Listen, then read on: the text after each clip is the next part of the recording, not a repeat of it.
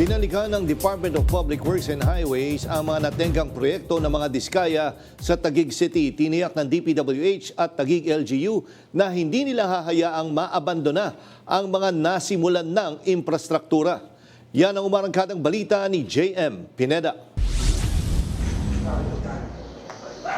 Mga abandonadong bakal at semento na lang ang nakikita sa gusaling ito na gagawin sanang isang multipurpose building sa Barangay Lower Bicutan sa Taguig City. Nakaporma na rin ang mga kwarto na dapat ilalagay sa loob ng establishmento.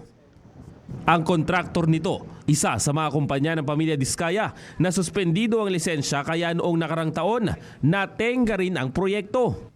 Because it's a Diskaya project and the Diskayas no longer have companies anymore. Diba? At saka nakakulong na si Sara Diskaya. I think the problem is, number one, it was a Diskaya project awarded in 2020. So, if it's a Diskaya project, well, kung Diskaya project yon, hindi ko na masasabi, no? Pero kasama na yan sa investigasyon ng Ombudsman.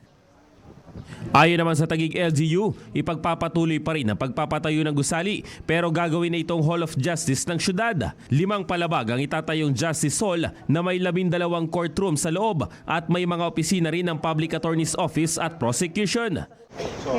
Kaninang umaga ay binisita ito ni DPWH Secretary Vince Dizon, Taguig City Mayor Lani Cayetano at Senator Alan Cayetano para pag-usapan ang gagawing pagbabago sa konstruksyon ng gusali. Merong mga planong i-adjust, no? Dahil nga may mga issues sa mga projects na tinurn over sa amin. So kailangan nating siguraduhin na maayos ang pagkakagawa ng mga building, no? Kasi hindi basta-basta kalye lang ito, ng mga building to na importante para sa city. We are not tearing down anything. We are using the structure as is, enhancing a bit to.